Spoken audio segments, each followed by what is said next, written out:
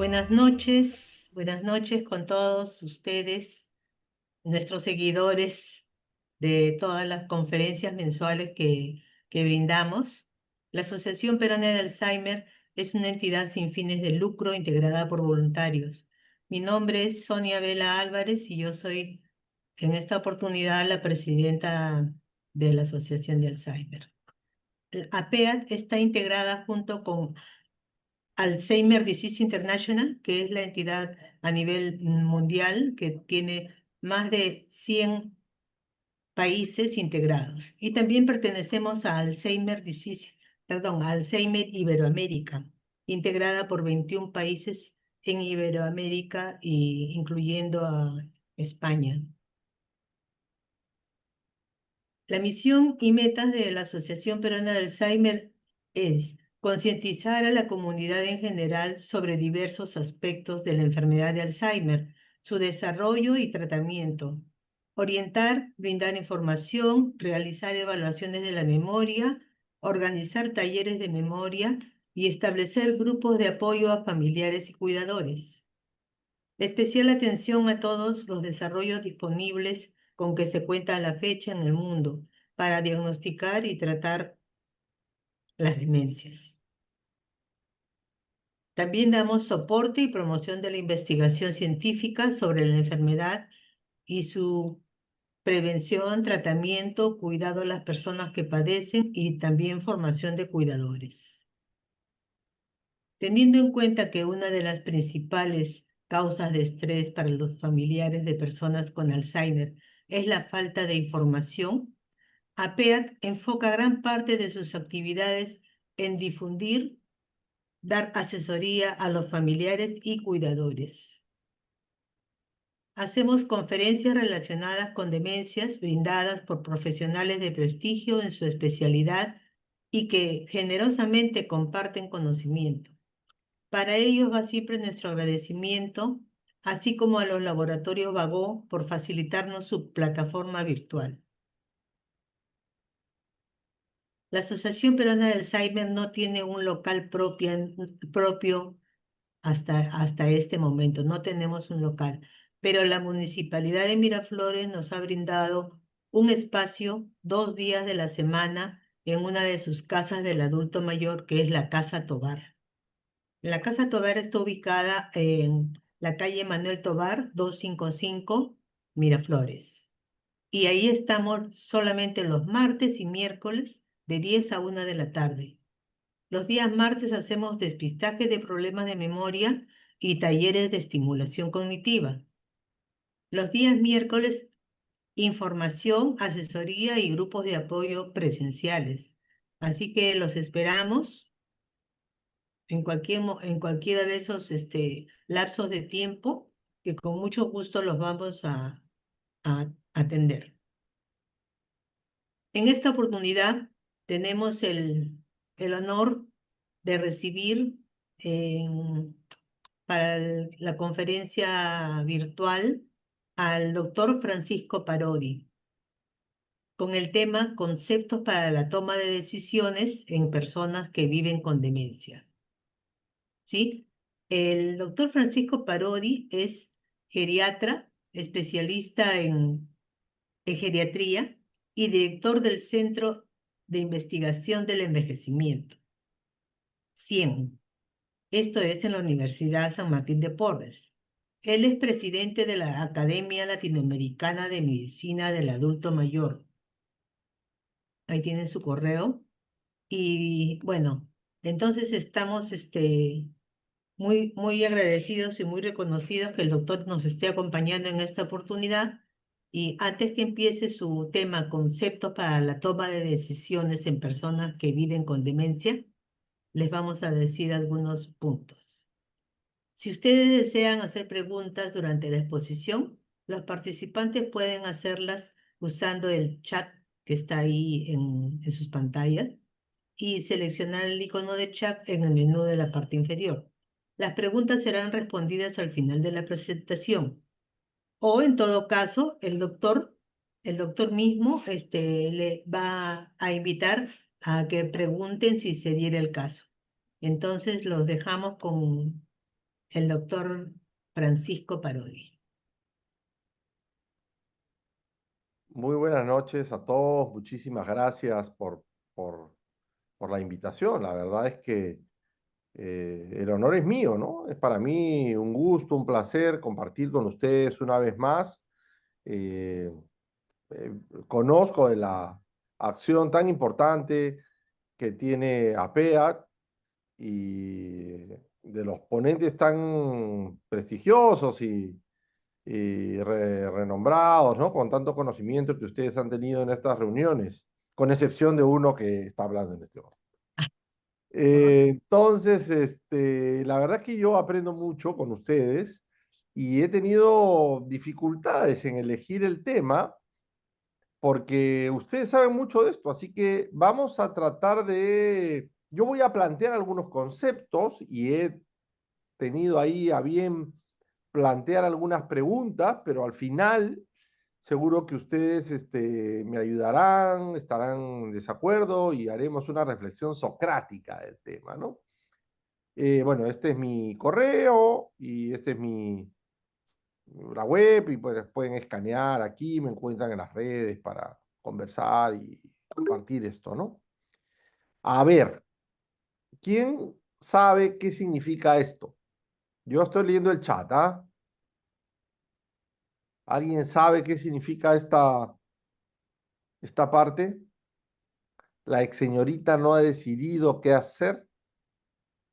Bueno, seguramente muchos han ya encontrado la letra de la canción de Decisiones de Roberto Carlos, de Rubén Blades. Roberto, efectivamente, Rubén Blades es un ícono, pues, ¿no? Y Roberto es su hermano. Otra de las cosas, ¿quién ha visto películas de este señor, no? O sea, tomar la decisión de hacer un viaje con este señor debe ser muy complicado, ¿no?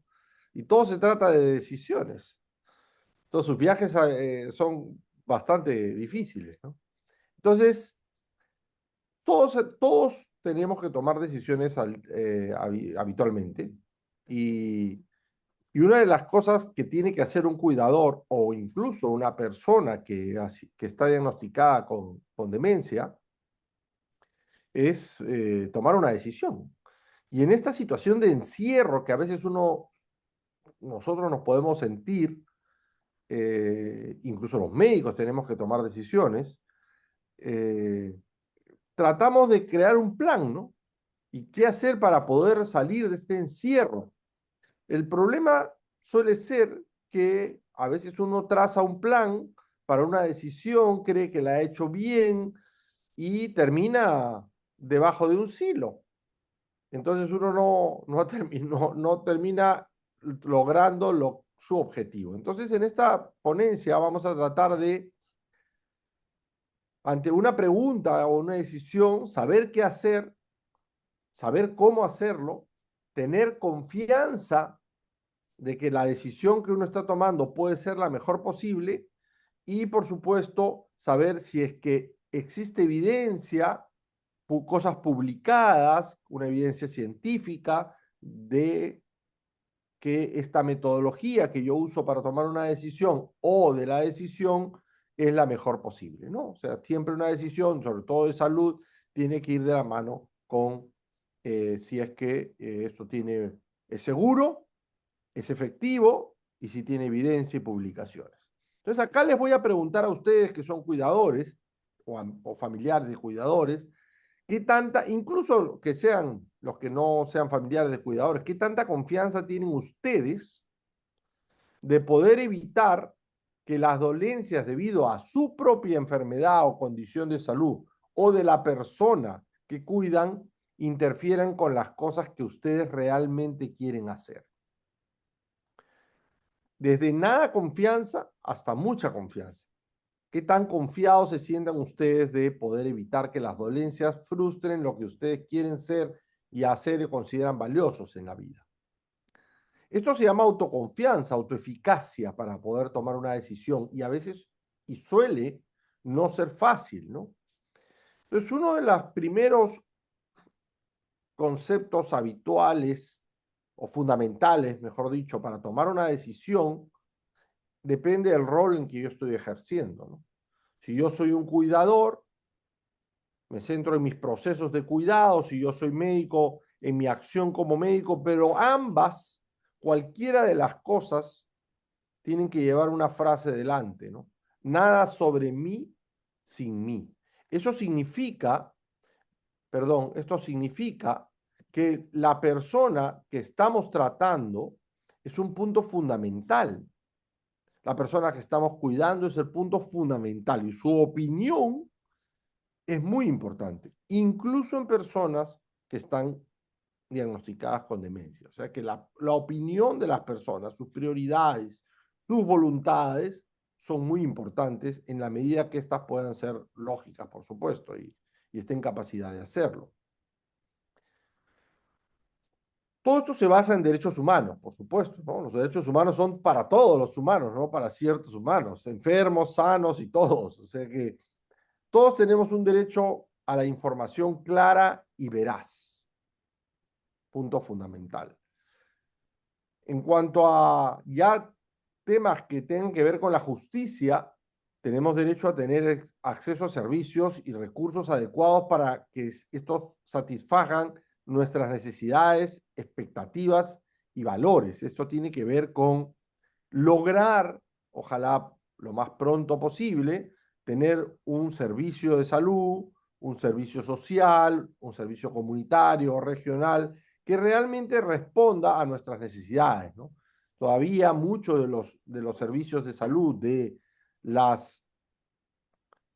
América Latina están diseñados para personas con una sola enfermedad, generalmente una enfermedad infecciosa, una enfermedad aguda que se cura rápidamente, que no tiene grandes necesidades de rehabilitación, donde son personas con una sola enfermedad, ¿no? No está diseñada todavía de la manera más eficiente para el cuidado con enfoque de curso de vida y de forma integrada de personas que viven con varias condiciones de salud y, por supuesto, si son personas mayores, tampoco están del todo diseñados los servicios de salud. Es una tarea pendiente, estamos mejorando, pero todos somos parte de la construcción de la solución.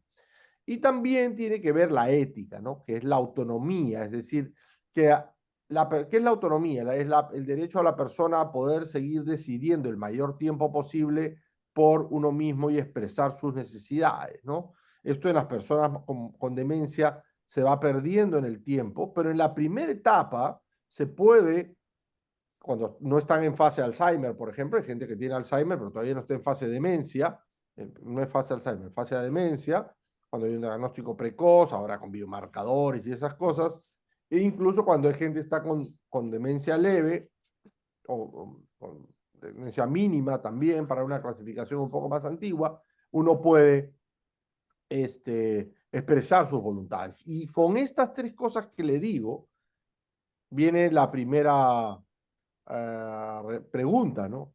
¿Se le dice o no a una persona que se le acaba de diagnosticar que tiene demencia?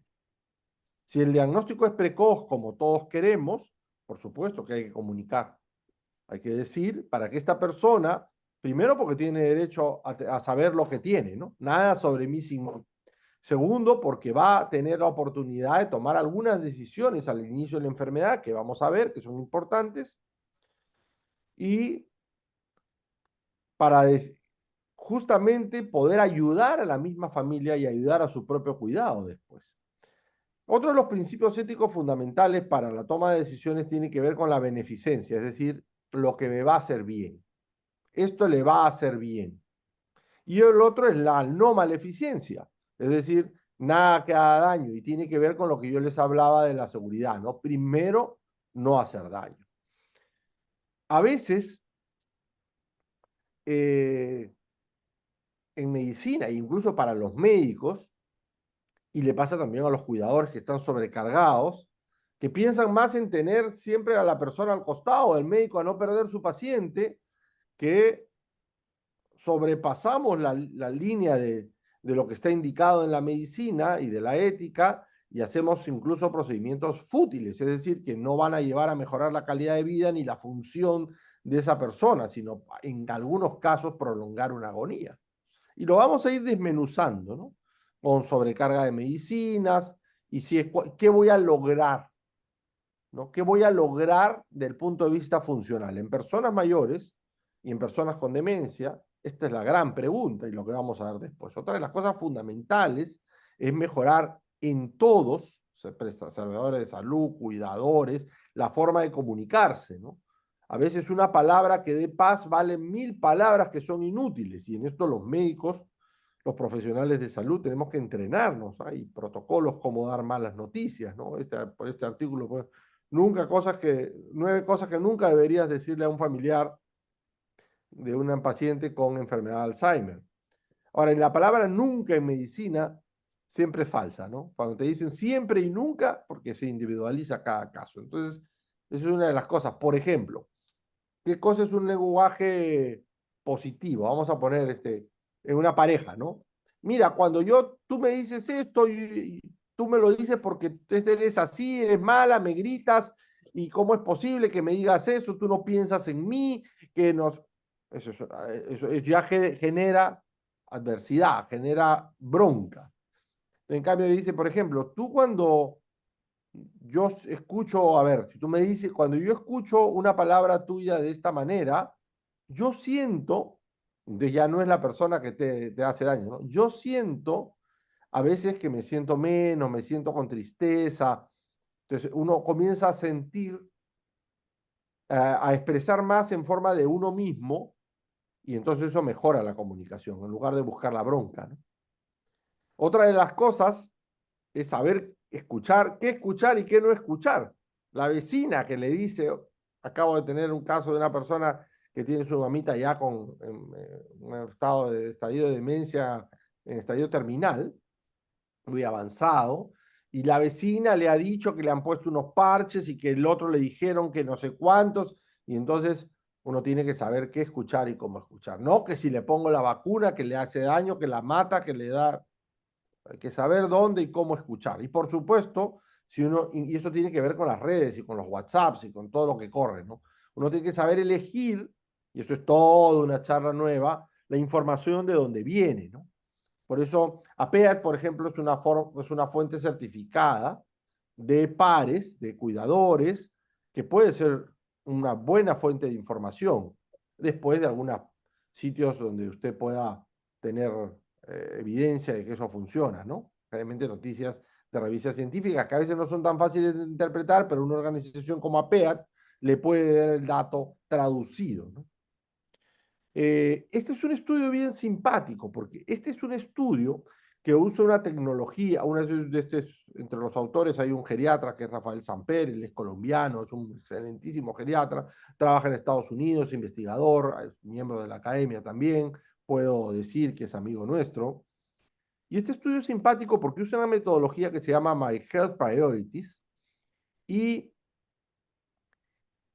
trata de ver si es que las personas que tienen demencia leve son capaces de identificar sus prioridades de salud.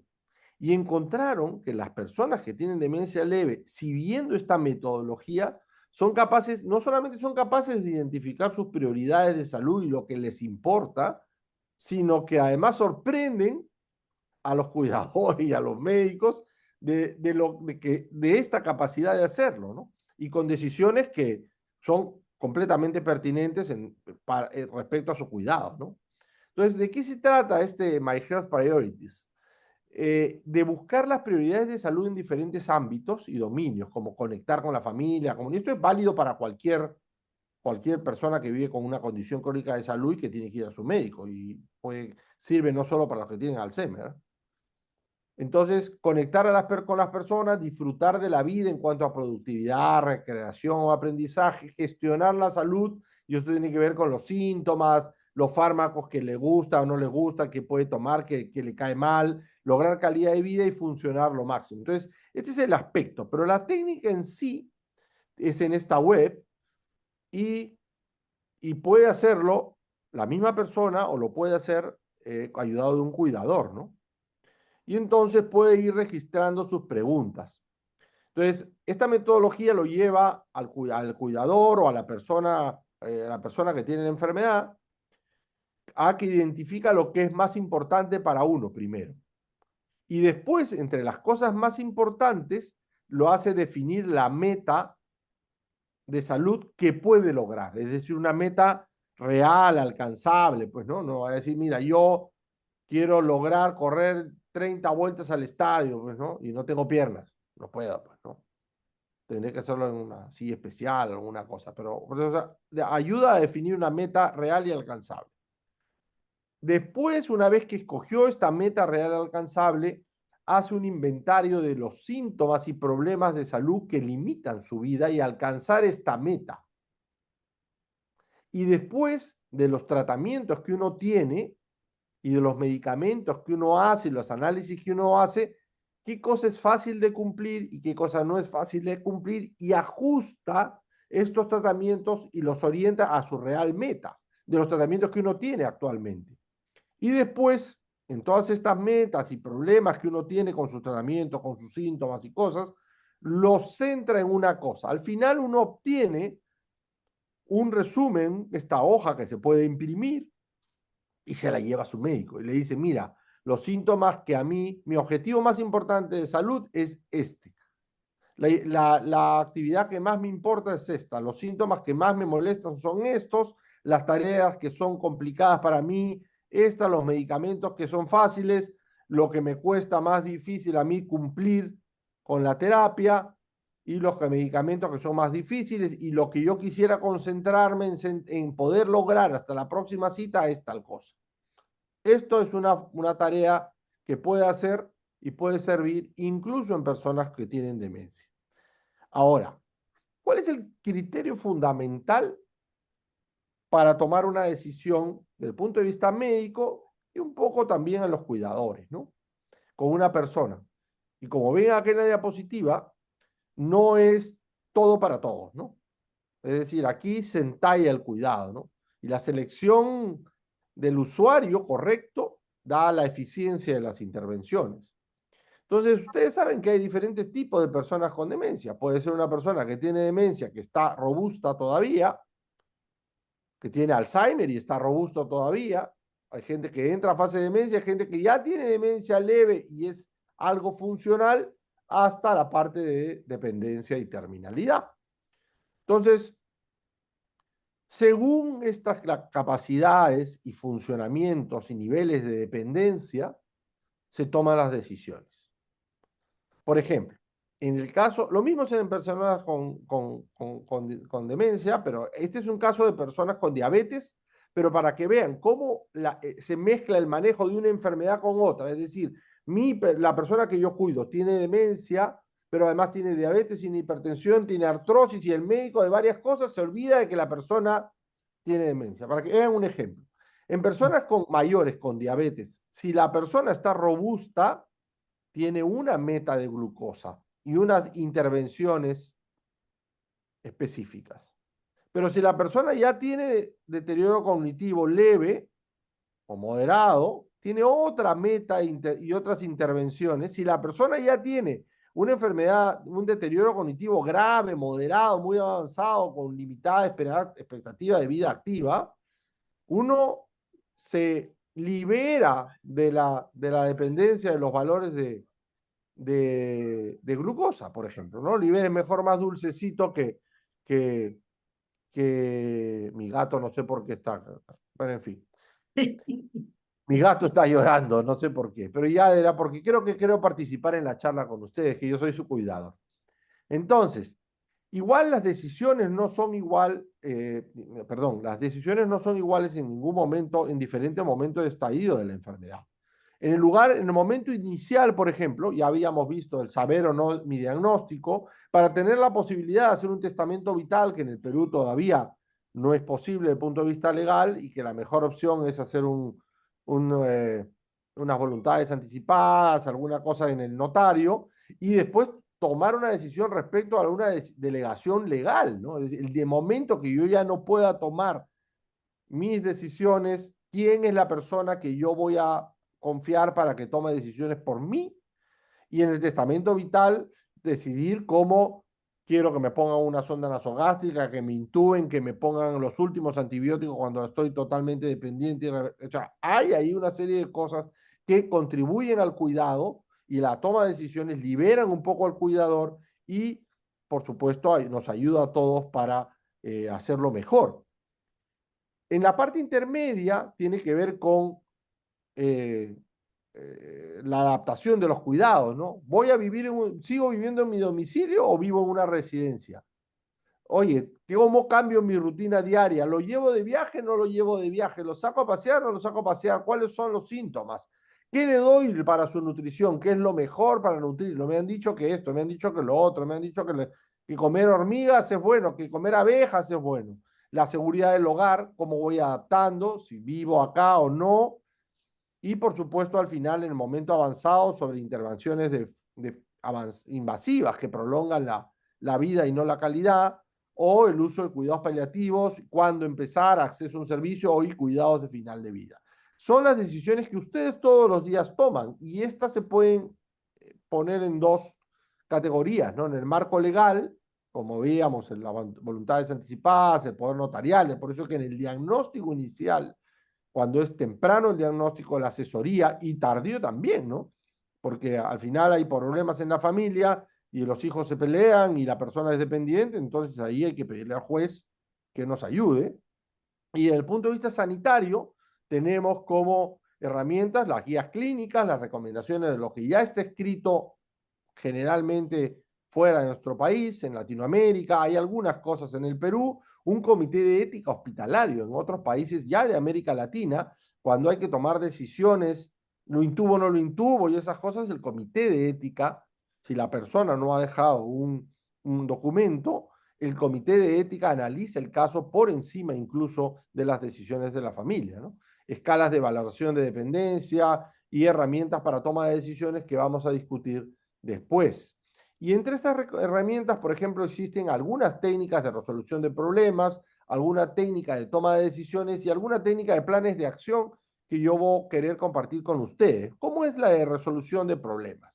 Primero, esta técnica tiene varios pasos, ¿no? Pero la primera es identificar el problema. Realmente, ¿cuál es el problema? Una vez que yo identifico el problema, hago una lista de probables soluciones para resolver este problema. Después, escojo una de las ideas y pruebo si se resuelve el problema o no. Ahora tenemos la inteligencia artificial, tenemos su médico, su enfermera, tenemos a PEAT para que nos ayude a escoger soluciones y esto es, una vez que prueba, hay que evaluar el resultado. Si no funciona, elija otra de las soluciones de su lista y pruébela y explore otros recursos si es que nada sirvió y por supuesto siempre tiene que pedir ayuda, pero en algunas ocasiones hay que aceptar que ese problema no tiene la solución en estos momentos y como decía una paciente mía, me lo pongo a la espalda o se lo entrego a Dios, porque hay problemas que no tienen solución, también puede pasar. Para tomar decisiones, primero hay que identificar cuáles son mis opciones. Todas estas son técnicas que requieren toda una instrucción, ¿no? Una vez que yo identifiqué mis opciones, identifique bien qué es lo que quiere, qué es lo que realmente usted quiere. Entonces, escriba las ventajas y escriba las desventajas en unas listas paralelas.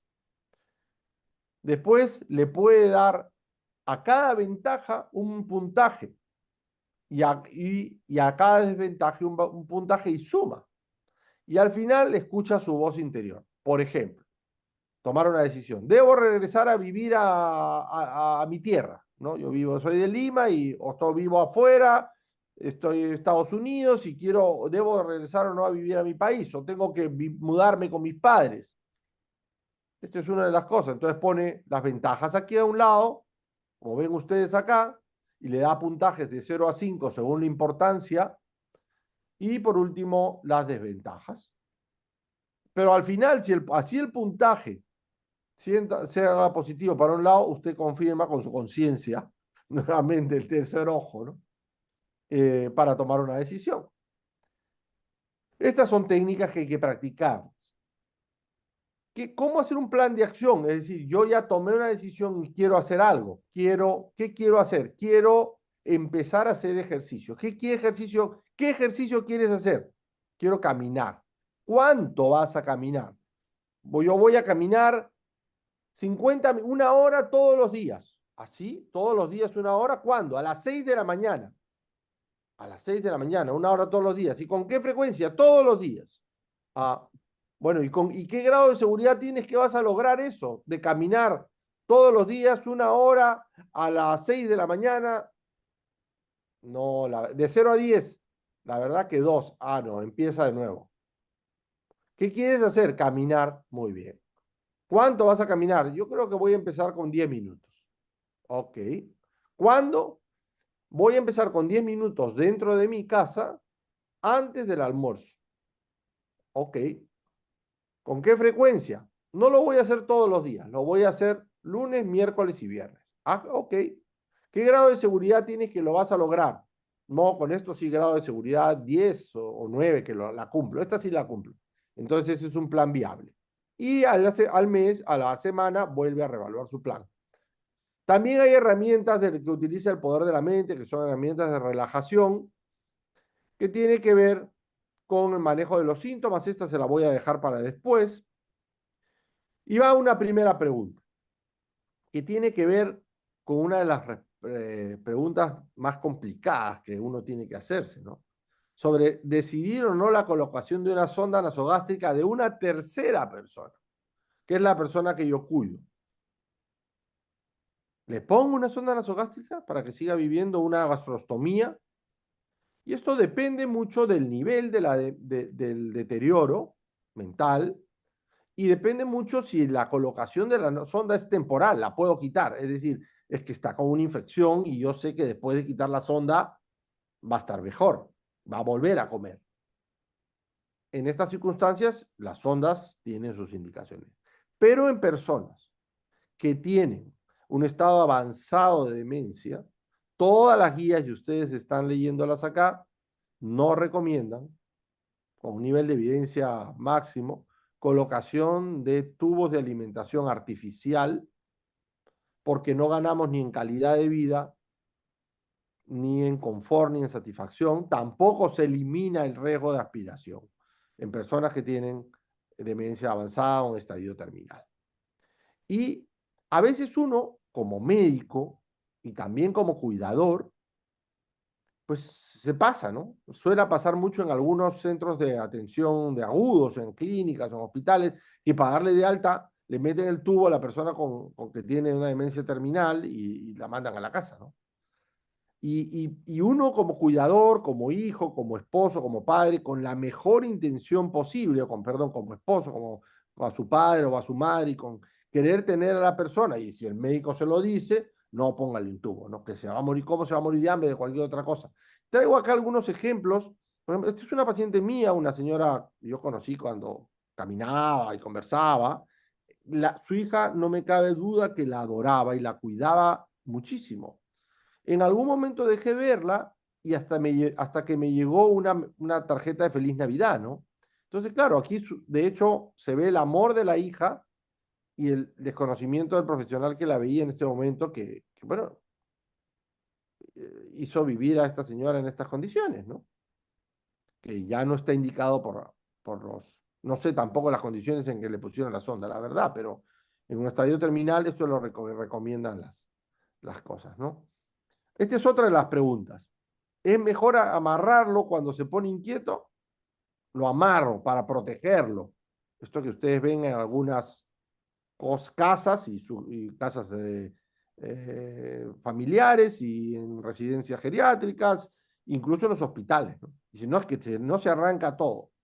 Bueno, los invito, si es que no lo han hecho todavía, a leer estos documentos sobre sujeciones mecánicas, donde da una serie de alternativas de cómo optimizar los cuidados para que esto no suceda y las complicaciones que se producen, ¿no? Cuando lo que uno tiene que ver y promover cuando se hospitaliza cualquier persona mayor, tenga o no tenga demencia, es que esté cuanto menor tiempo posible, esté en la cama y sin moverse y sin hacer ejercicio, mejor. Incluso intubado. Los servicios de geriatría modernos del siglo XXI, salvo alguna contraindicación absoluta, promueven que, así como recetas el antibiótico y la insulina, en lo que recetes, estar prescribiendo la actividad física durante la hospitalización. Claro, el problema es que hay alto riesgo de caerse, y que los servicios no están diseñados, tienen que tener un terapista, tienen que levantarse con el cuidador, en fin. Pero esto es el ideal que uno tendría que lograr. ¿Qué tan importante es el ejercicio? El ejercicio es importantísimo para la prevención, para el tratamiento y para la rehabilitación, porque el músculo, entre otras cosas, funciona como un órgano productor de sustancias que benefician no solamente al sistema para moverse, sino al cerebro, a la interconexión neurológica, a los tendones, al hígado. El músculo regula la glucosa, mejora incluso mejora la inmunidad. Entonces, por ejemplo, este concepto de sarcopenia que ya hemos conversado alguna vez, este es un estudio del equipo nuestro en el Centro Geriátrico Naval, se ve que aquellas personas con demencia o sin demencia que tienen menor cantidad y calidad de músculo tienen casi 4 veces o 3 veces y media y un poquito más riesgo de morirse, de hacer neumonía y también de morirse, por supuesto, pero tienen mayor riesgo de hacer neumonía. O sea que al mismo tiempo que vacunan, y las vacunas son buenas en personas con demencia, sobre todo en demencias que no son terminales, ahí hay que priorizar la vacunación alrededor, porque cuando la cosa está muy avanzada, la vacuna tiene menos capacidad de generar anticuerpos, ¿no? Esto no quiere decir que no se vacune a ninguna persona, hay que vacunar de preferencia a los cuidadores y a las personas que tienen demencia, son buenas y las vacunas incluso, sobre todo ahora hay publicaciones con la vacuna del herpes zóster y hay publicaciones también con influenza y con publicaciones con neumonía, con neumococo, perdón, que disminuyen el riesgo de hacer demencia en el futuro.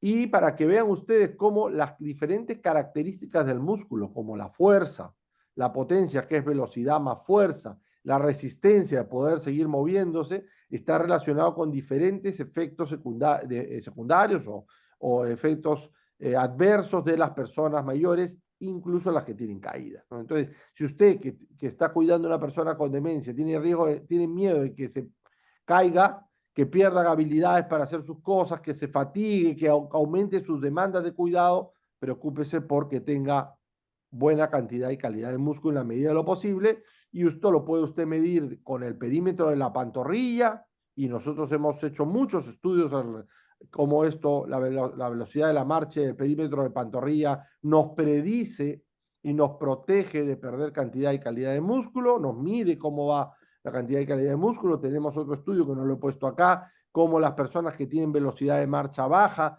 tienen un 43% mayor riesgo de hacer demencia en el futuro. O sea, disminuir la velocidad de la marcha puede servir para detectar precozmente a las personas que tienen con demencia.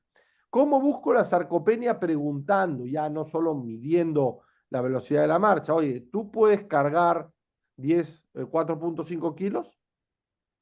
¿Qué tanta dificultad lo tienes? ¿Puedes caminar a través de una habitación? ¿Qué tanta dificultad tienes? ¿Puedes pararte rápido de una silla? ¿Qué tanta dificultad tienes para esto? Ahí están los puntajes, lo están viendo. La escala se llama el SARC-F. ¿Qué tanta dificultad tienes para subir 10 escalones seguidos, ¿no? Al vuelo sin parar? O la persona que tú cuidas. ¿Y cuántas veces se ha caído en el último año, ¿no? Con 4 o más puntos, ya esta persona tiene poca cantidad y calidad de músculo. Pero también lo puede ver, una de las formas es medir la fuerza de prensión o puede medir la cantidad. Este es otro estudio bien simpático que trata de ver en la gente que hace delirio. Ustedes saben, las personas que tienen demencia tienen mayor riesgo de hacer delirio, los que tienen predemencia tienen también mayor riesgo de hacer delirio y síndrome confusional, y las personas que hacen síndrome confusional a su vez tienen mayor riesgo de hacer demencia en el futuro.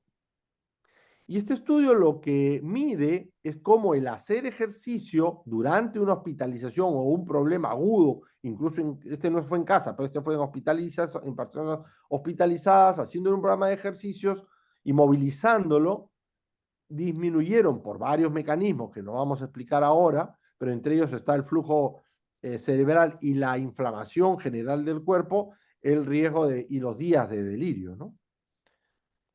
Otra pregunta. ¿Qué es lo que tiene prohibido comer mi papá, doctor? ¿Qué es lo que no puede comer mi esposo, mi esposa o mi mamá? Bueno, generalmente yo les respondo que prohibido, prohibido, prohibido, nada, ¿no? Porque en las personas mayores, sobre todo en las mayores de 80, diet is a die with a T, ¿no? Es la muerte con una T. Esto es una diapositiva de la profesora Claudia Contreras. Es decir, cuanto más tiempo pase, estas restricciones terribles de no comer nunca más un pan con chicharrón, nunca más un poquito de chicharrón, nunca está prohibido, eso es bien difícil, ¿no? Eso casi, sobre todo cuanto más pasa el tiempo. Pero este es otro estudio del grupo nuestro donde se ve que las personas que incluso bajan de peso, sobre todo los que bajan de peso no queriéndolo, tienen peor desempeño mental. Personas mayores del Centro Geriátrico Naval, fue en 1.594 personas, de edad promedio 78, bajaban de peso. ¿Por qué? Porque al bajar de peso haciendo solo dieta, uno pierde fundamentalmente músculo, más que grasa. Estas son las dietas más famosas que existen para, también es una diapositiva de la doctora Claudia Contreras, para mantenerse con, o sea, digamos que hay dietas para buena función cognitiva, ¿no? Y ahí está fundamentalmente la dieta mediterránea, hay una dieta MIND, ¿no? También que es una pequeña modificación, la dieta DASH, también otra modificación. La dieta mediterránea creo que es la que, de las que más se puede eh, adaptar a nuestro medio, ¿no? Hay también alguna cosa con las dietas cetogénicas, por una cosa que se llama la diabetes cerebral o diabetes tipo 3, pero hay que tener cuidado con que esta dieta come un poco de músculo, ¿no? Come un poco de músculo. La siguiente pregunta en cuanto a ejercicio, ¿caminar es suficiente? No, efectivamente, caminar no es suficiente y las personas que tienen mayores en general, pero sobre todo las que tienen problemas cognitivos, tienen que hacer ejercicios de fuerza, porque esto aumenta el músculo. Entonces, las personas que tienen un problema mental, de deterioro de sus funciones mentales con demencia, deben hacer ejercicios de equilibrio, flexibilidad, balance y fuerza, además del ejercicio aeróbico que son las caminatas, ¿no? Que por lo menos ustedes ya saben, tienen que ser, para que sean efectivas, o baile, por lo menos unos 10 minutos continuos, y ojalá puedan alcanzar hasta 30 al día, ¿no? 10, 10, 10, 15, 15, 30, 30, y va de la mano con no estar mucho rato sentado o echado. Lo ideal, en general, incluso para los cuidadores, es pararse cada 30 minutos por un minuto. Entonces, otra pregunta, que ustedes se la saben de sobra, ¿cuáles son los signos de alarma, ¿no? ¿Cuáles son los signos de alarma en una persona con enfermedad de Alzheimer? Son todos aquellos signos que cambien su funcionamiento diario de manera brusca. Él hacía esto en su rutina y hoy día no funciona igual. Hoy empezó con signos se desorientó feo, comenzó a mentar la madre, se puso agresivo, se puso hipersexual, hoy día no durmió y se puso inquieto. Algo cambió, no comió, no abrió los ojos, además de los tradicionales, ¿no? Presión muy, muy baja, fiebre, diarrea, cambio en el color de la orina, vómitos, etcétera, etcétera, etcétera, que son los principales signos de alarma. ¿Cómo puedo aprender mejor a cuidar? Y eso tiene que ver con lo que le decía yo, ¿no? Este es un ejemplo, pero existen muchos manuales, incluso peruanos. Hay uno que ha hecho el doctor Custodio con su esposa, otro que ha hecho el doctor Sandoval, el Ministerio de Salud estaba también por sacar uno. Seguro que en APED recomiendan todo esto para poder leer, mejorar mi capacidad de cuidarse y de cuidar, y sobre todo tendríamos que mejorar nuestra capacidad de cuidar, ¿no? Porque para cuidar bien hay que estar bien. Uno no puede cuidar bien si no está bien, ¿no? Eso es fundamental. Y para eso uno tiene que educarse y saber pedir ayuda, saber cuándo uno tiene que pedir ayuda para, para poder cuidar mejor. Yo suelo comparar con que no hay general sin soldados, ¿no? El cuidador familiar generalmente es el soldado, sin el cuidador familiar no se puede, ¿no? Pero él es el general o ella es la generala, suele ser mujer, pero si no tiene un soldado no puede cuidar mejor. Entonces para eso es bueno buscar en la medida de lo posible, cuando se puede, se tiene acceso, y ojalá pronto en nuestro país hayan programas municipales y regionales o nacionales de cuidadores, de trabajadores del cuidado, ¿no? Contratar a alguien para que ayude. Otra de las preguntas que yo había traído para hoy día es cómo preparar mi visita al doctor, sea la consulta diaria, ambulatoria o la ida a emergencia, ¿no? Con lo que tiene que preparar es la lista de molestias. Durante un mes hay que ir haciendo una lista de molestias y preguntas, porque si no, cuando llego me olvido. Si hicieron sus prioridades de salud, también. Tienen que llevar todos los registros de qué medicinas toma de todos los doctores que ven, a qué horas los toma, para qué los toma, cómo los toma. Tiene que llevar, si es que no están, todos los análisis últimos, si es que no están en su historia clínica. Durante la consulta, preguntar bien y haciendo su chequeo, explicarle bien al doctor. Cuando el doctor da una indicación, el médico da una indicación, cotejar que uno entendió bien. Cuando recibe la receta, ver si está claro lo que dice, cómo lo dice, si lo entendió bien, si no lo entendió bien.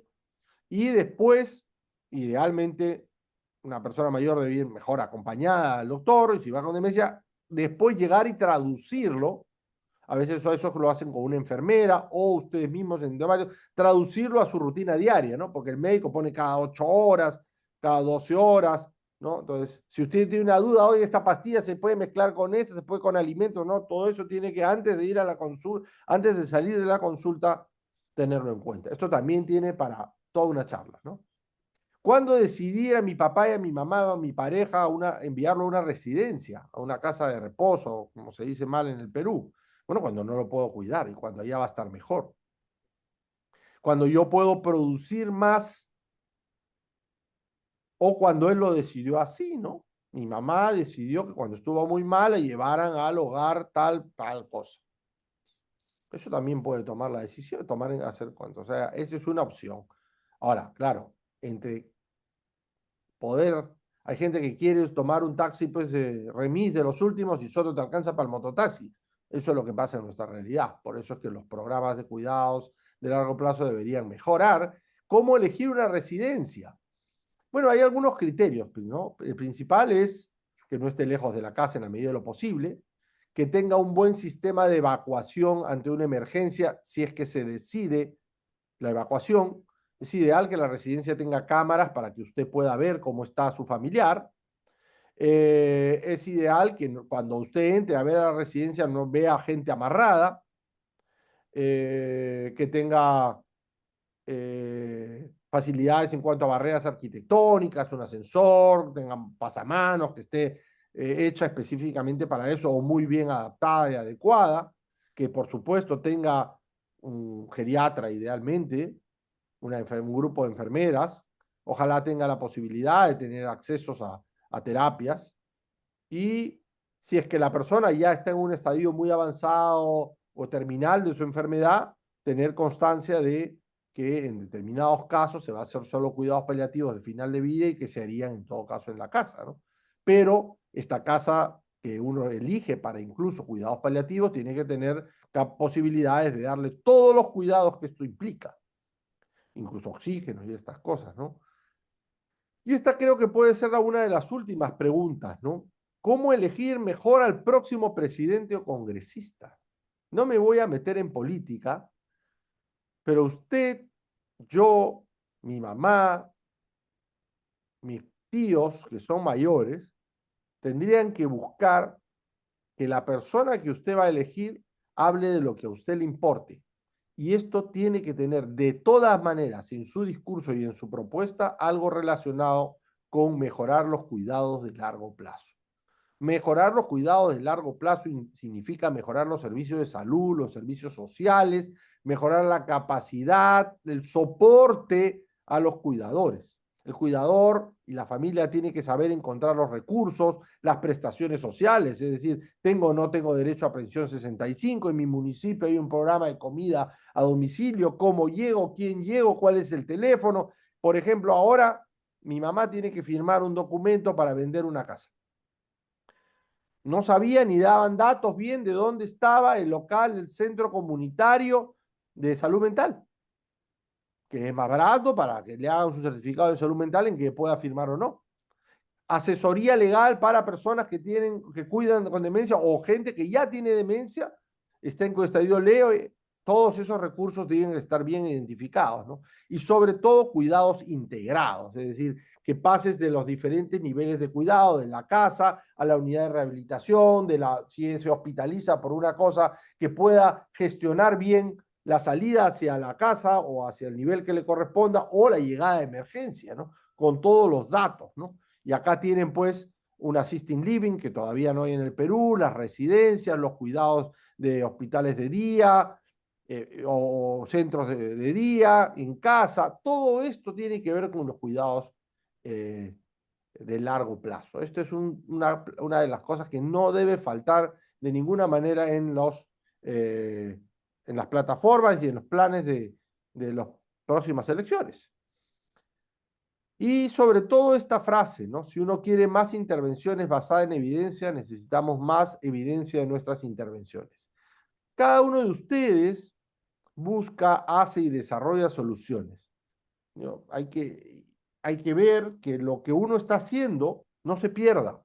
Y para ver que lo que uno está haciendo no se pierda, no hace daño y se puede incluso mejorar, hay que registrarlo, escribirlo y publicarlo.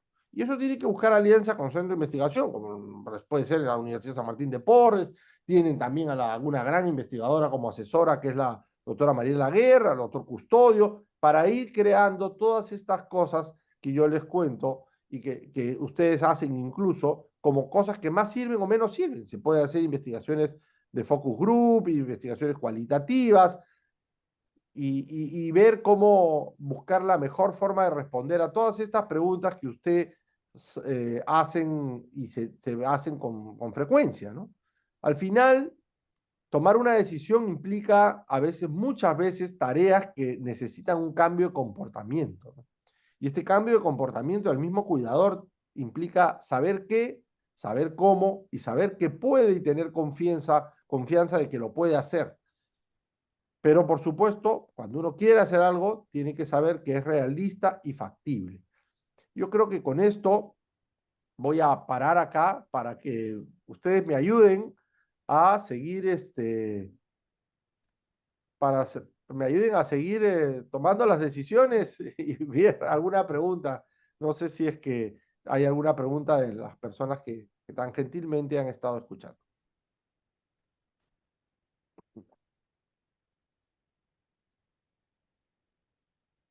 Voy a ver el chat. Eso estoy viendo, no veo preguntas. No hay preguntas por ahora. ¿No? Y quizá mientras se animan Voy de a hacer mandarle un preguntas, saludo a mi amiga del colegio, Mari Michelena. Mari Michelena es una gran amiga, excelentísima persona. Además es hija de una de las grandes pioneras de la genética en este país. Es la doctora María Quiroga de Michelena, quien tengo el gusto de conocer y de haber roto una luna en su casa. La quiero mucho, de chico. bueno, ok, ya tenemos aquí algunas preguntas. Las Y se da la progresión de la demencia y de la disminución gradual de la capacidad de una persona para tomar decisiones informadas, ¿cómo podemos equilibrar éticamente el deseo previamente expresado de un individuo a permanecer en su hogar con la necesidad actual de la seguridad y bienestar que podría ofrecer un entorno especializado, especialmente cuando ambos pueden entrar en conflicto? Ah, esto es muy interesante. Esto es muy interesante. En la medida de lo posible, se respeta la voluntad de la persona expresada principalmente. Perdón, cuando podía hacerlo. Cuando ya es insostenible la situación, en este país la decisión la toman generalmente los familiares, dicen, ya no puedo más. Sin embargo, en otros países, los servicios sociales son los que toman la decisión. Es decir, el servicio social va y evalúa el caso y dice, y eso pasa a veces en el mismo hospital. Yo cuando estábamos en España trabajando, venía Servicio Social y decía, ¿no? Mire, este señor ya no puede vivir solo en su casa, se comunicaba con los hijos y les decía, este señor que recibe una pensión del Estado, tiene una casa, nosotros vamos a usar la pensión, va a pasar a tal residencia, claro, una residencia pública, pero se compensaban un poco las cosas, ¿no? ¿Y qué pasó? Y el Servicio Social hacía el estudio para ver cómo se hacía y se vendían los bienes, ¿no? A veces pasa que se manda a la persona a la residencia y la familia pues abusa un poquito de la pensión, ¿no? Se sigue peleando con la pensión, pero claro, esto es cuando es público, ¿no? Cuando con la pensión se paga la residencia que está la persona, todo esto tiene que estar vigilado por el Estado. A eso me quería referir. Pero también pasa que en algunos países, Estados Unidos, por ejemplo, cuando una persona se hace cargo del cuidado, hay un bono económico. Y en España pasó que cuando los jóvenes se quedaron sin capacidad de cuidar, sin trabajo, fueron a sacar de las residencias a las personas mayores a sus casas para que regresara la pensión. Entonces hay varias cosas y hay toda una estrategia. Por eso el financiamiento de los cuidados de largo plazo es todo un reto y el desarrollo de los cuidados de largo plazo es todo un reto que implica todo este tipo de toma de decisiones. Al final, es la garantía de un buen cuidado lo que prima, la garantía de un buen cuidado, incluso a veces por encima de la voluntad expresa de una persona, ¿no? Por eso un comité de ética inclusive podría hacerlo o la recomendación de un servicio social cuando funciona bien. Quería saber si en el Perú existen comités de ética. Sí existen comités de ética. Los comités de ética están certificados por el Instituto Nacional de Salud. Lo que pasa es que todavía el marco legal para que los comités de ética puedan decidir sobre estas cosas no está claro. Y en las clínicas, por ejemplo, y pasa en muchos países, dice, hay una persona que está intubado y no sé qué, no sé cuánto. El comité de ética es el que decide la extubación. O hay que decidir intubar o no. El comité de ética es el que decide intubar o no intubar. Y eso tiene que tener, los miembros del comité de ética no solamente tienen que saber medicina, sino tienen que haber sido capacitados en ética médica, ¿no?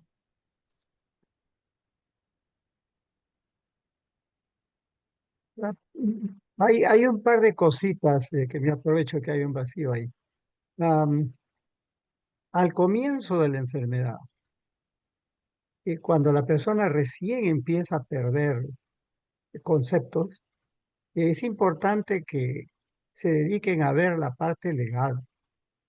Creo que eso es prioritario porque una vez que avanza, ya la persona no tiene capacidad de poder distinguir y no va a poder hacerlo. Entonces ahí, de todas maneras, es básico, además de la parte médica, es chequear que hay un testamento, chequear que hay lo que en inglés se llama power of attorney, que es simplemente quién me va a reemplazar, quién va a hacer mis veces cuando ya no pueda hacerlo. Y otra cosa que también es importante es que apenas la persona ya empieza a perderse, ya no debe quedarse sola. Cuando la persona empieza ya que sale a la calle y no sabe por dónde se fue o cómo regresar, porque conforme el enfermo empieza a caminar, empieza a memorizar por dónde fue y cuando regresa empieza a usar su memoria para saber cuál es el camino y retorno. si si esa capacidad de poder eh, formar memoria reciente falla, entonces no sabe por dónde vino. Desde que empieza a fallar ese tipo de capacidad mental, la familia está obligada a no dejar al enfermo solo nunca, por, por principio general. Eso es un muy buen apunte, y me permite además recalcar una cosa. La familia está obligada dentro de la medida de sus posibilidades. Si bien la ley peruana dice que la familia está obligada, la persona con demencia también es un ciudadano y tiene derecho a la protección social. Entonces, digo esto lejos un poco de la realidad peruana, porque el marco legal peruano debería responder también por asumir el cuidado. Dentro de poco, las familias no van a poder hacerse cargo. Ahora económicamente es todo un problema, ustedes lo saben, ¿no? Pero generalmente la carga del cuidado y del gasto de bolsillo lo asume la misma familia. Y claro, la ley, claro, facilito, ¿no? Porque lo asume la familia. Pero los sistemas de protección social, los sistemas sanitarios, deben saber que hay un momento en que con los niños es más fácil. Voy a poner ejemplo. Porque dice ahí, mire, este niño está abandonado, no tiene quien lo cuide, va, acá está el albergue, el puricultorio, no sé qué, no sé cuánto. El camino está más hecho. Pero lo mismo, es ese mismo niño del siglo XX que cambia la situación y que ahora necesita un soporte del Estado. Por eso es tan importante los cuidados de largo plazo. Porque los cuidadores en en muchos casos, la misma familia deja de trabajar para cuidar. O sea, los programas de cuidadores a nivel mundial han demostrado que si uno invierte en estos programas de cuidadores, le pone billete del presupuesto nacional, aumenta la PEA, porque los cuidadores se liberan, las cuidadoras generalmente se liberan y se vuelven a veces más productivas, se pueden generar programas de empleo municipal, ¿no? Voy a contestarle también así que no solo es, el pato no es solo para la familia. Sí es cuestión de la familia tiene que estar, por supuesto, pues si se puede, ¿no? Pero la familia en los próximos 8 años, por más que quieran, los hijos no van a poder hacerse cargo de sus papás, menos de sus abuelos. Viven en el extranjero y esto se va a venir de todas maneras. Carla me preguntó, yo soy disléxico y no leo bien, no leo al final, sobre qué hacer cuando uno ve amarrado a una persona, ¿no? En un hospital. Una enfermera le va a decir es que si no, se saca y se arranca todo, ¿no? Entonces ahí ya es todo ya un tema que tiene que ver con la gestión de la calidad de dentro del hospital, ¿no? Tener, a veces en otros lugares se hospitaliza pues con el cuidador, ¿no? Cuidadores específicos, por eso el diseño del servicio y la carga del cuidado es diferente con diferentes tipos de usuarios. Es importante hablar de estas cosas, me dice Mari, sí. Hablar de estas cosas. Aquí a veces es mal recibida la palabra testamento o la casa de reposo. Eso se debe normalizar, efectivamente. Efectivamente, Mari tiene mucha razón, ¿no? Y sobre todo a veces los hombres somos complicados.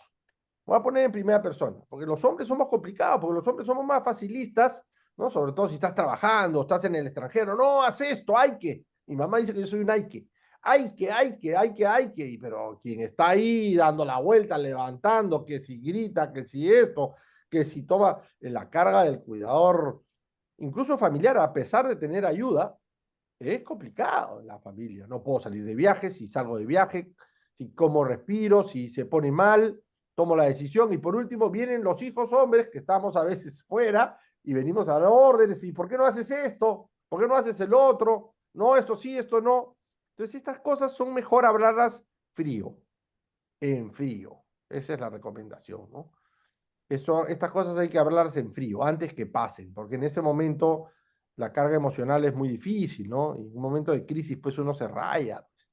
Es como cuando mete un gol, uno estaba en pleno partido de fútbol, ¿no? Ahí uno se raya, ¿no? No es la mejor forma. y es obligación de los servicios de salud, pero también de organizaciones como ustedes, ¿no? Que permiten que los médicos aprendamos cosas que no nos enseñan en la universidad. Hay algo que también el Estado pierde, no lo enfoca, es que las demencias son enfermedades muy caras y ni siquiera los seguros reconocen las medicinas si alguien se enferme paludismo o lo que sea, el seguro reconoce las medicinas y devuelve. Pero si estamos hablando de alguna medicina que se utiliza en demencias, realmente no, ni siquiera figuran. Y lo, la- lo grave de esto es que los familiares que están cerca, que la mayoría de los casos son mujeres, eh, terminan absorbiendo un costo enorme porque no solamente es que sacan todo lo que tienen en el bolsillo, sino no pueden ganarse la vida. Y los demás de lejos están felices. Y cuando fallece la persona, todo el mundo quiere herencia. O sea, es una cosa ¿cómo puedo decir? A veces los seres humanos somos terribles. Al enfermo hay que sacarlo a caminar todos los días, porque hay que hacerlo caminar para hacer Eso es bueno ejercicio. para el sano también, ¿ah? Bueno, pero tiene que hacer actividad.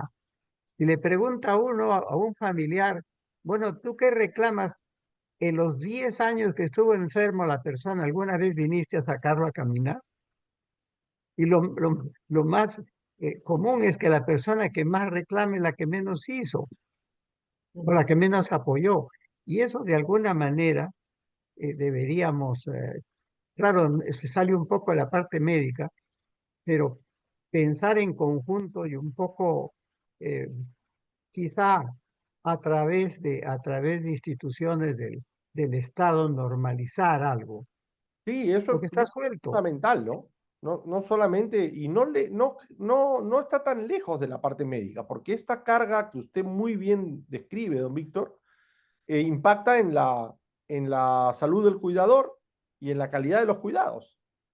Y claro, el Estado a veces no mide eso porque mientras lo paga la familia, no importa, ¿no?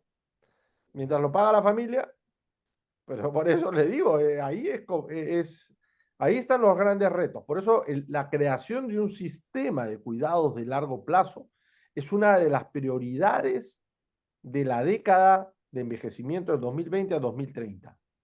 Y eso es fundamental.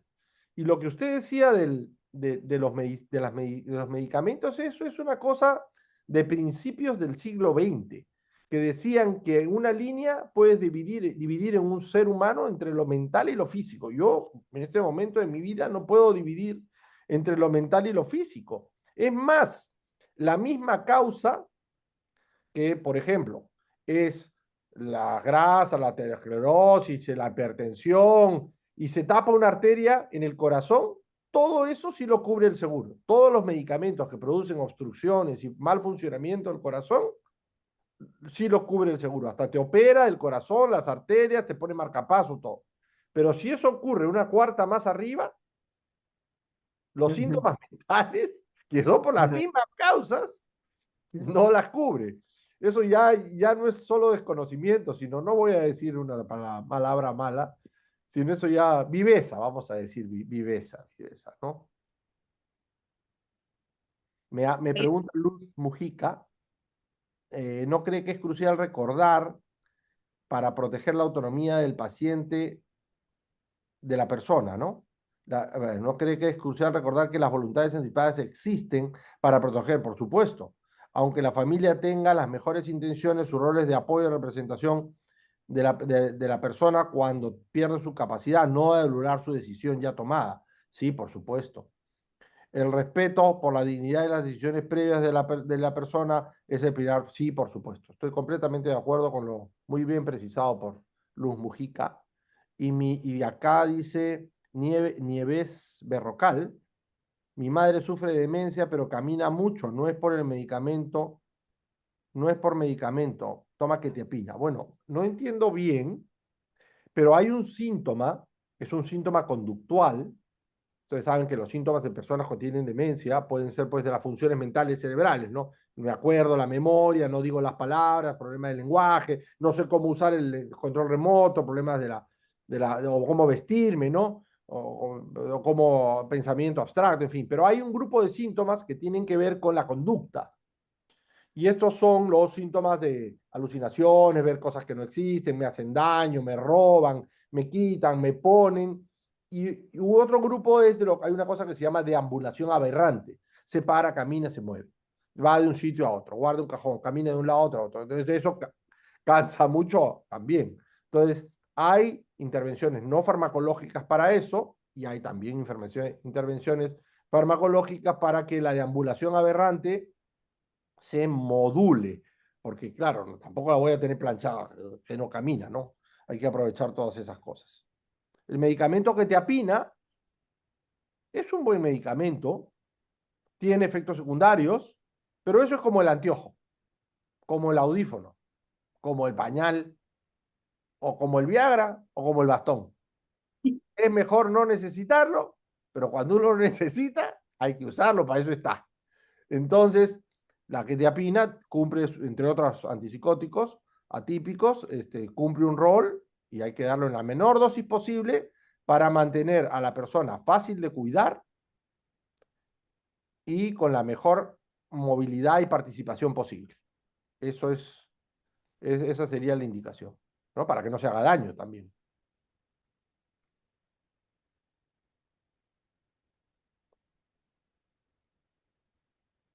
Hay una pregunta en preguntas y respuestas. Ah, pero es lo de Luz Mujica. Sí, muchas gracias.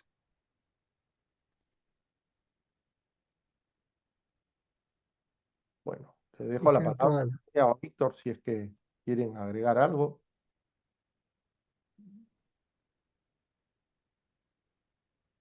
Bueno, yo creo que hemos tocado los puntos. Hay un montón de temas ya especiales que veo, pero creo que hemos tocado la parte central, más común. Y en general uno debería tener siempre su testamento listo y su power of attorney listo, aunque esté perfectamente sano, porque uno no sabe si se va a golpear mañana en un accidente a la cabeza y requiere que alguien lo reemplace. Que aparece la trampa también. Ujú. Ya. No, no, no, no. Hay un proyecto de ley, hasta donde yo sé, a lo mejor ustedes están más informados, que estaban viendo la posibilidad de hacer un testamento en vida, ¿no? Con este tipo de cosas que está en el Congreso, ¿no? No sé en qué anda, todavía no veo que sea aprobado. Tiene que ver con la ley no me gusta decir ley de Alzheimer, ¿no? Ley de personas con enfermedad de Alzheimer y otras demencias, que hay muchas cosas pendientes, ¿no? Se modificó y el marco normativo nunca se implementó, así que eso está ahí en veremos. Todo eso está en el poder del voto ciudadano. Esa ley, doctor, esa ley para la enfermedad de Alzheimer y otras demencias, la número 30795, es del año 2018. Ahí un congresista que no me acuerdo de su nombre nos apoyó porque él tenía a su mamá con Alzheimer y nos invitó al Congreso y ahí pudieron sacar esa ley con una doctora, la doctora María Pesach, Sí, yo me ministra. acuerdo, yo estuve por Ajá, ahí en la seguro. foto, detrás de la foto, pero el tema es que no hemos logrado No la han la implementado, norma, ¿no? Y entonces no se implementa y hay todas esas cosas. no la han implementado. Yo, yo, Pero yo como veo también, yo veo también otra cosa ahí. El Estado está tan quedado en este problema que si preguntamos cuántos enfermos hay en el Perú de alguna Ajá. demencia, no tienen el número.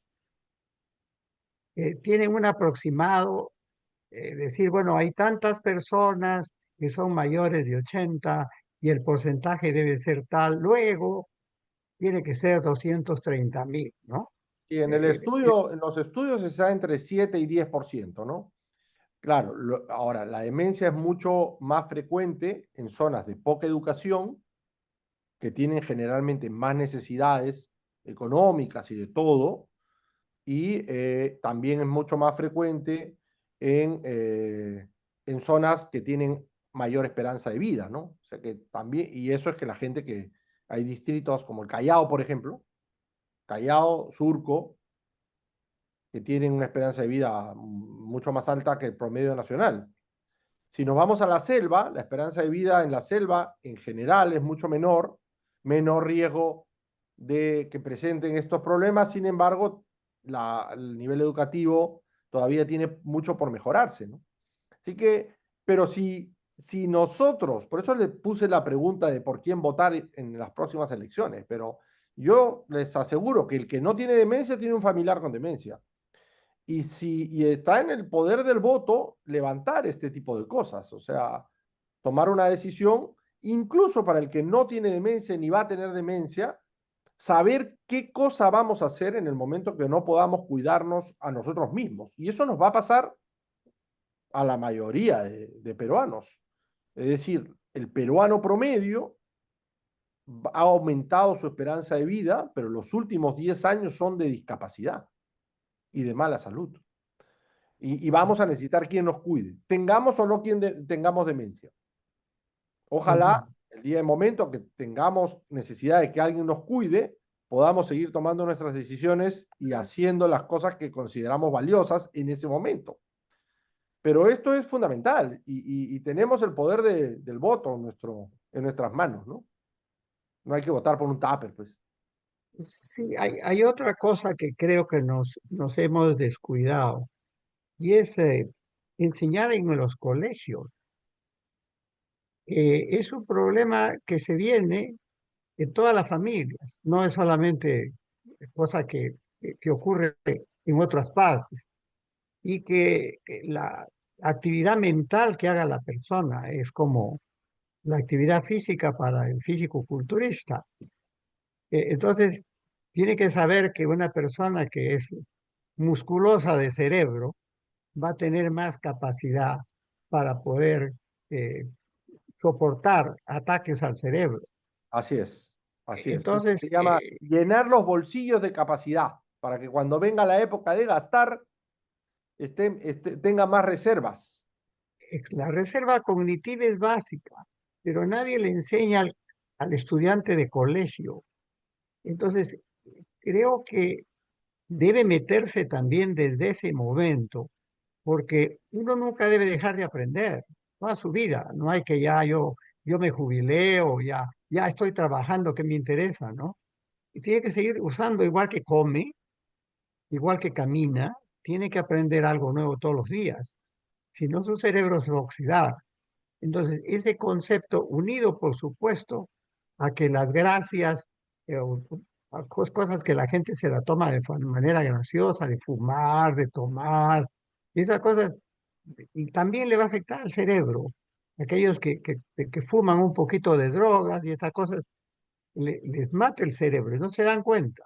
Aumenta Esas, la depreciación del capital, profesor. Aumenta la depreciación. En cambio, el ejercicio es una inversión para aumentar su capital. es una manera matemática y económica de ponerlo, ¿no? Si uno ejercita la mente y ejercita el cuerpo, tiene para rato. Y si uno no hace eso, se viene abajo. Eh, claro, junto a los niveles de glucosa, de colesterol y estas cosas que acompañan a los Pero riesgos. todo eso es fundamental. Y esto es la parte de lo que se llama la capacidad de agencia de la persona, ¿no? La misma persona va forjando todas estas cosas y construyéndolas. Pero nada de eso se puede hacer si no hay buenos servicios de salud y no hay buenos servicios sociales. Por eso, por lo que usted mismo contaba, si uno quiere seguir aprendiendo, eso es fundamental, sí, pero a veces no hay oportunidades para que las personas sigan aprendiendo. Yo cuando cumplí 35 años, busqué a un actor que no voy a decir su nombre porque estaba haciendo un taller de teatro y yo tenía ganas de meterme a un taller de teatro. Y me vio con mi saco de médico y me dijo, no, ya tú estás muy viejo. Tenía 35 años. Entonces, por eso, o sea, la oportunidad, un servicio, un envejecimiento saludable requiere la oportunidad de seguir haciendo amigos, de de oportunidad de aprender nuevas cosas, de tener una comunidad amigable, segura, que fomente la participación, en general. Y la educación, que usted tanto nos ha apuntado de manera apropiada y adecuada, es uno de los principales determinantes para un buen envejecimiento. Hay un estudio publicado en el que solamente el 2% de la mala educación aportaría a disminuir el riesgo de demencia en todo el Perú. Creo que es porque falta información, ¿no? Yo creo que es mucho más, mucho más, mucho más. Pero, en fin, todo eso es válido y yo les plantearía para la próxima, si es que, o sea, así me inviten o no me inviten a mí, que ustedes tengan las preguntas, porque yo sé que ustedes se reúnen, como nos ha dicho Sonia, los martes y viernes, ¿no, Sonia? Miércoles, martes y miércoles. Martes y miércoles, y apunten preguntas y hacen una selección de preguntas, invitan a 2 o 3 profesionales de diferentes disciplinas y comenzamos a ver, de responder las preguntas, incluso lo que ustedes respondieron. Ahí a lo mejor aprendemos todos. Sí, sería interesante, porque efectivamente uno nunca deja de aprender. Y las experiencias que han tenido otros que a veces lo, ¿cómo se llama?, sorprenden a uno. Tanto las preguntas como las respuestas, porque parece que el concepto de lo que es la demencia misma, la pérdida de la conciencia, yo lo diría la separación entre cómo percibe el mundo un enfermo y cómo percibe un mundo la persona sana, se empiezan a separar. No es que, no es que el enfermo se vuelva mañoso, se vuelva colérico o lo que sea, sino que no entiende por qué no lo entienden a él. Claro. Y entonces reacciona como reaccionaría cualquiera de nosotros si nos sentimos agredidos. Así es, así es, así es. Tiene usted toda Claro. la razón. Doctor, ahí hay una última acotación de Carola Zúñiga. La veo y además es muy pertinente. Sí, Y, y una de las cosas que yo a veces uso y que abusan las personas con las que yo trabajo, cuando tienen que tomar una decisión de estas difíciles, es ponerse en los zapatos del otro, ¿no? Sobre todo cuando yo soy cuidador, que vivo cuidando, mi vida es cuidar. Si se muere mi papá o mi mamá, ¿yo qué voy a hacer? Si yo la cuido hace 10 años, mi razón de vivir es cuidar. Y yo la tengo bien, miren qué linda la tengo. Entonces, claro, cuando uno participa, interactúa, eso todavía se puede tener una decisión. Pero cuando uno tiene que tomar una decisión difícil, después de preguntar y ver la evidencia y todo lo demás, es ponerse en sus zapatos, ¿no? ¿Qué me gustaría a mí que hagan mis hijos conmigo? Yo que conozco a mi esposo, a mi esposa, a mi papá o a mi mamá, que la he conocido durante toda esta vida, ¿qué me diría ella que haga en este momento? O él que haga en este momento. Eso a veces puede ayudar también a momentos tan difíciles de la vida eh, de alguien que vive con esta condición crónica de salud o con cualquier otra.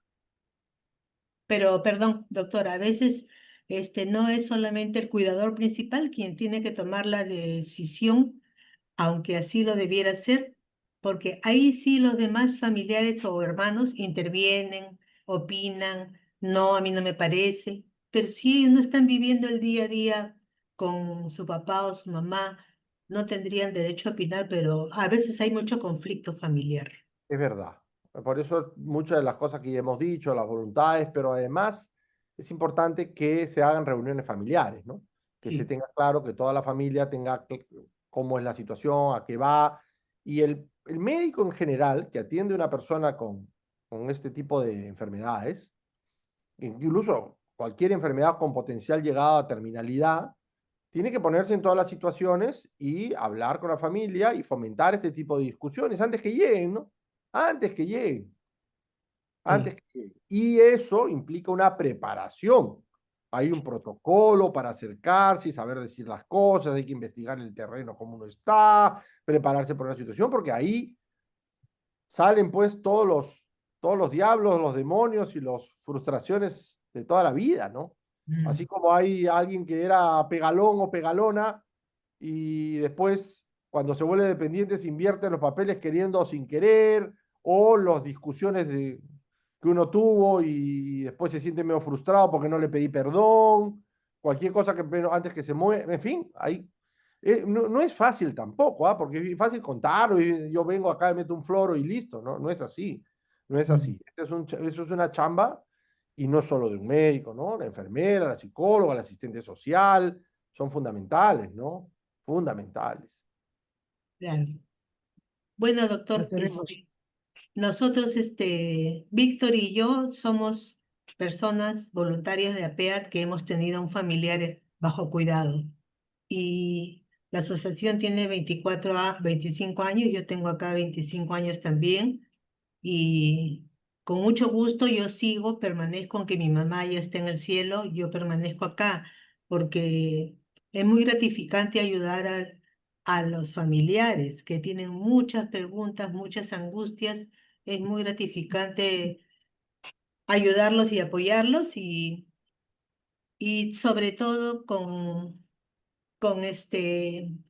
con la concurrencia de médicos tan profesionales como usted, doctor, que nos están acompañando y le agradecemos mucho. Si usted lo cree conveniente y me parece que no han habido tantas preguntas porque ha estado tan clara su exposición Hay con una preguntas. pregunta más de mi amiga Sí, Mar. Creo que dice que si existe algún servicio de psicólogos o mediadores para ponerse de acuerdo entre los familiares con respecto a las decisiones. Yo no conozco psicólogo, un servicio de un grupo de psicólogos que hacen psicólogos de cuidados paliativos, que comienzan a preparar en general.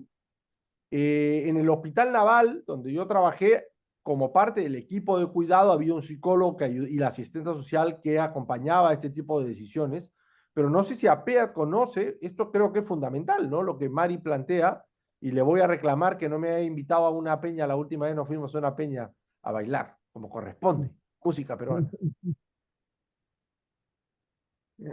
¿Ustedes bueno, conocen APEAD, un servicio de psicólogos y mediadores para ponerse de acuerdo entre los familiares? lo que, lo que hay son eh, un grupo de psicólogos que ayudan en lo que es las pruebas cognitivas.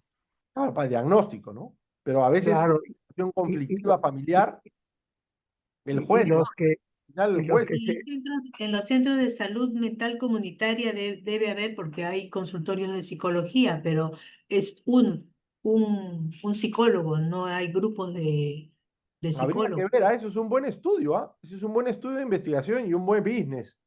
Mari siempre con buenas ideas. sí, ahora, me quiero aprovechar para adelantar una cosa de lo No que se estamos aproveche. hablando de en el futuro, juntar las preguntas y las dudas. Algo que a nosotros nos pasó y que notamos que es muy común es que al comienzo de la enfermedad se confunde con depresión o se confunde con cualquier otra cosa y se descuida, no se enfoca a que esto es un indicio, uno de los primeros síntomas de que se está viniendo, ya tiene 20 años de desarrollo ahí, una demencia. Y entonces eh, se lleva al paciente a un médico bueno, pero que no conoce la enfermedad. Y entonces el médico en su cabeza entra a hablar solamente con el enfermo y a ver sus análisis de sangre, de orina, radiografías y todo, y no le encuentra nada. Entonces termina diciendo tiene depresión, y uno dice, esto no es depresión, es un poco diferente. Y entonces entra en conflictos y el médico en el Perú, como que por ayudar lo más que puede, él trata de resolverlo y no manda a especialistas. Y entonces resulta que en vez de que el enfermo desde el comienzo vaya a un especialista, que pueda ver la cosa en la forma adecuada, puede perder años. A mí me hicieron perder 3 años, porque siempre la respuesta era, tiene depresión, tiene depresión. Y yo decía, esto no es depresión, porque uno se da cuenta que la persona ya no tiene la viveza, no tiene el mismo tipo de reacciones. y bueno, uno sigue tonteando y recién cuando uno encuentra a un médico que conoce, es porque el médico, uno se da cuenta, porque el médico no solo habla con el paciente, sino habla con el paciente y el familiar y compara las respuestas. Si uno no encuentra ese tipo de médico, es porque no está hablando con el médico correcto. Eso es correcto. Hay un problema sistémico ahí. Ya vamos a hacer un par de comentarios. También pasa que se asume como demencia cosas que no son demencia. O sea, personas Claro. que van con un delirio, un síndrome de confusión, una meningitis. He tenido yo un caso de una persona con meningitis y la doctora salió y me dijo a mí, no, lo que pasa es que está el señor mayor y tiene no sé qué, no sé cuánto. Ya después nosotros entre médicos conversamos dentro de un cuarto, pero, pero pasa eso también. Y esto tiene que ver mucho con la capacitación, incluso de todos los médicos del Perú. Nosotros tenemos un estudio que está por publicarse, que en las facultades de medicina del Perú, si bien hemos mejorado mucho, solo el 32% de facultades de medicina del Perú tiene un curso de geriatría, pero todas tienen pediatría. Y el curso de geriatría, en el mejor de los casos, tiene 3 créditos, y pediatría 11 u 12, o 12. Y entonces, lo ideal es que el médico del primer nivel de atención, el médico ya que es especialista en medicina de familia, que es otra cosa, el médico del centro comunitario, esté en capacidad de hacer herramientas de despistaje o cuando tenga una duda, pasar a cosas mucho más profundas, porque cuando una persona está con demencia se da cuenta, es el portero, ¿no? Ya cuando la cosa está avanzada, ¿no? Pero en este momento del conocimiento y de la ciencia, las oportunidades de tratamientos novedosos, que no son una maravilla, que disminuyen un poco el 20% la progresión de la enfermedad, son cuando todavía la cosa no es muy grave, ¿no? La cosa leve, incipiente, uno ahí cuando comienza a hacer unos tratamientos que son, yo si tuviera que darme un tratamiento de esos, me vuelvo loco antes de poderlo pagar, pero en fin, la cosa es que todo esto tiene que estar articulado, ¿no? Todo esto tiene que estar articulado y la depresión, es verdad, existe una mezcla complicada entre la depresión y las personas y la demencia, ¿no? Las personas que tienen depresión y las personas que tienen demencia. Las personas que tienen demencia además pueden hacer depresión. La depresión puede evolucionar a una demencia incluso la depresión puede simular algo que antes se decía pseudodemencia y con muchísima más frecuencia pasa lo que dice usted, don Víctor, que vienen diciendo, los médicos decimos o los familiares dicen, lo que pasa es que está deprimido y ya está demente, ¿no? Entonces es fundamental el aporte. Pero, por ejemplo, así como mandan a hacer un análisis de sangre, igualito puede mandar a hacer un despistaje de memoria, un MOCA, ¿no? Montreal Cognitive Assessment, y, y chequear y con eso cuando menos salir de la duda. Mire, don Víctor, yo creo que un MOCA lo puede hacer un promotor de salud entrenado. Ustedes, Sí, como profesionales entrenados, pueden hacer un MOCA o un test del reloj. O sea, no, el médico lo que no tiene en este país es tiempo. Si la enfermera, yo no tomo la presión, mi enfermera le toma la presión, lo mide, lo talla, lo pesa, le hace las pruebas y llega y yo tomo decisiones. O sea, al final, salvo que tengo que hacerlo, cuando tengo que hacerlo lo hago, pero es por eso digo, la misma gente y con las campañas de capacitación que ustedes hacen, puede tener herramientas que no son exclusividad de la medicina, que las puede hacer otro profesional de salud o un promotor de salud entrenado, incluso medir la velocidad de marcha, eso también detecta que algo está pasando, ¿no? En personas mayores es un quinto signo vital. Ujú. claro. Como digo, si es tan sencillo, MOCA con ellos, con todos. Y en eso se da uno cuenta si alguna parte del cerebro no está funcionando bien. Y es una prueba, puede media hora, ¿no? Claro, la cosa se complica un poquito cuando la persona no tiene buena educación o es iletrada, Sí, pero sí, sí. todo esto sirve, es válido, por supuesto. Y en la consulta médica no hay todo ese tiempo disponible, pues no, es muy corto el Ya, tiempo. ah, es que por eso ahorita está peleándose en el ministerio la norma técnica de la persona mayor, de la atención a la persona mayor, para que haya atenciones de consulta diferenciadas, porque la norma técnica de hace un tiempo dice 15 minutos por consulta. En 15 minutos por consulta no llega ni a sentarse, pues, la persona, ¿no? Mientras que le saco el saco, no llego, ¿no? Por eso hay muchos profesionales que ya no trabajan, incluso en ciertas clínicas particulares, porque la consulta es 15 a 20 minutos, pues, es para ver un grano y chao, ¿no? Y pues, así es. Sobre todo si es un paciente nuevo, ¿no? Si es una persona nueva, demora, pues. El tiempo de consulta es de la persona que está dentro de la consulta. Entonces, de la Claro, forma hoja, patea, y tiene razón, porque también está esperando, el médico a veces se sale, ¿no? No todo, a veces entra cansado, ¿no? Tiene 30 pacientes por consulta, pues. Hay algunos que ya no aguantamos tanto. mucho. Ujú. Bueno, creo que hemos cubierto bien la parte que se trataba de cubrir. eh, y esperamos y seguirlo teniendo, doctor, para otras charlas y con otras ideas que ilustran terriblemente o digamos notablemente a los que seguimos aprendiendo. Yo sigo aprendiendo a pesar de que ya pasó mi problema, pero seguimos aprendiendo y seguimos activando nuestro cerebro, que es básicamente lo importante. Ahora usted ha pasado a ser el problema, a ser parte de la solución. Así que lo felicito y gracias por... Claro, Bien, doctor Parodi, si usted nos da el permiso. Ustedes son los invitados, los que invitan. Yo soy acá el mirón y el que habla el florero. No, es que no, para no hacerle perder su tiempo, ¿no? Porque, bueno, si no han habido muchas preguntas, me quedé ahí. Es porque su ponencia ha sido tan excelente, con sí. preguntas y respuestas, que la gente se ha quedado satisfecha. Entonces, le agradecemos mucho por su excelente conferencia, doctor, y por supuesto que lo vamos a tener en otra oportunidad, A mí va a ser ¿sí? un gusto aprender con ustedes. Muchas gracias. Yo creo que aquí es bidireccional el tema, ¿no? Un besote Gracias. a todos y a mi amiga Mari Michelena por estar acá. Yo sé que está acá porque es mi amiga. Oh, muchas gracias, doctor, que les vaya bien.